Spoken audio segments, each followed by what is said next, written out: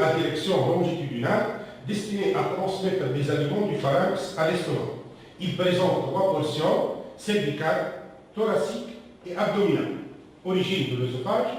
L'œsophage fait suite au pharynx au niveau du bord inférieur du cartilage cricoïde, à la hauteur du bord inférieur de la sixième vertèbre cervicale.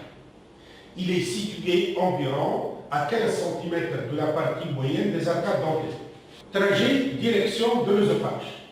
L'œsophage descend en avant de la colonne vertébrale, il traverse successivement la partie inférieure du cou, le thorax, le diaphragme et pénètre dans l'abdomen où il s'ouvre au niveau du cardiaque.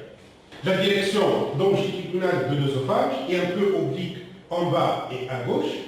Il est situé sur la ligne médiane à son origine et à 2 cm à gauche de la ligne médiane à sa terminaison. Il décrit deux courbures, l'une dans le plan sagittal, l'autre dans le plan frontal.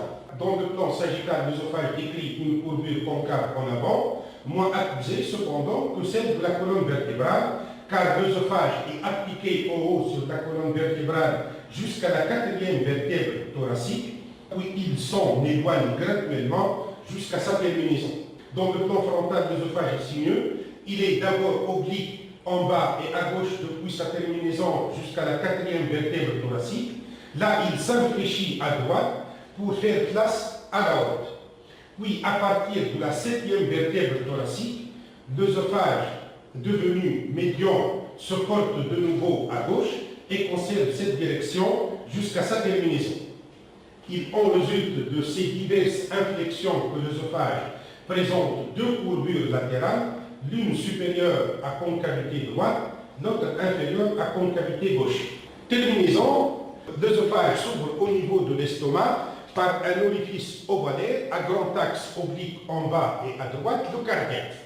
Cet orifice est situé à 40 cm des arcades dentaires, à 2 cm à gauche de la ligne médiane, à la hauteur de la 11e vertèbre thoracique et de la partie interne du 7e cartilage costal gauche. Le bord gauche de l'œsophage forme avec le fundus gastrique un angle aigu ouvert en haut et à gauche, l'incisure cardiaque. Dimension de l'œsophage. L'œsophage mesure en moyenne 25 cm de longueur, 5 cm pour l'œsophage cervical, 16 à 18 cm pour l'œsophage thoracique, 1 à 2 cm pour la portion diaphragmatique et 2 à 3 cm pour l'œsophage abdominal. Le calibre de l'œsophage moyennement distendu varie suivant les régions entre 2 et 3 cm.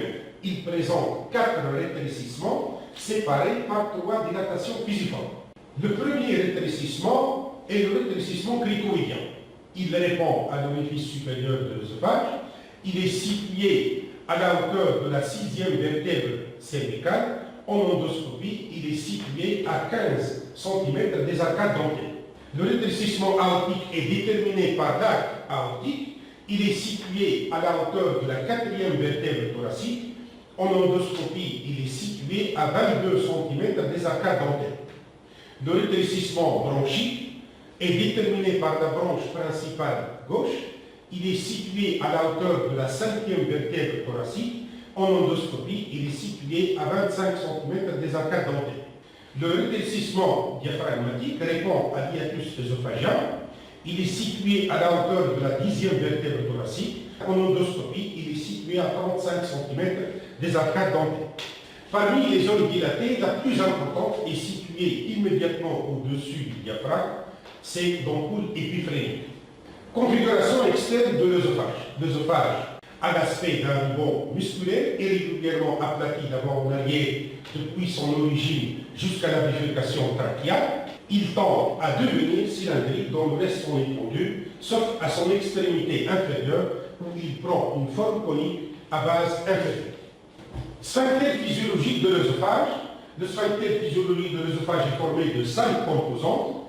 La première est l'incisure cardiaque. L'incisure cardiaque est le premier facteur de la continence cardiaque. La valvule cardiaque est un repli muqueux semi-lunaire situé en regard de l'incisure cardiaque. Elle constitue le deuxième facteur de la continence cardiaque car elle contribue à prévenir le reflux gastro-œsophagien en s'appliquant contre la petite courbure en cas d'hypertension intragastrique. Le sphincter inférieur de l'œsophage correspond à la zone musculeuse lisse interne circulaire située au niveau de l'œsophage abdominal, qui présente spontanément une pression positive. Cette zone ne présente pas d'épaississement macroscopique visible. Elle subit également la pression positive des viscères abdominaux par opposition à la zone d'œsophage thoracique entourée de glèbe et soumise à une pression négative intrapleurale. Le sphincter inférieur de l'œsophage est le troisième facteur de la continence cardiaque. Les fibres musculaires obliques de l'estomac contournent l'incisure cardiaque, puis elles irradient sur les faces gastriques antérieures et postérieures vers la grande courbure de l'estomac. Elles forment une fronde autour du cardiaque qui s'accentue en inspiration profonde. Elle constitue le quatrième facteur de continence cardiaque. L'hiatus œsophagien est un orifice musculaire extensible et contractile. Il est formé par l'entrecroisement des faisceaux charneux médiaux issus des piliers droit et gauche du diaphragme. Cette disposition des piliers musculaires cravatant vers le bas la jonction œsogastrique joue le rôle d'un sphincter extrinsèque. Elle constitue le cinquième facteur de continence cardiaque.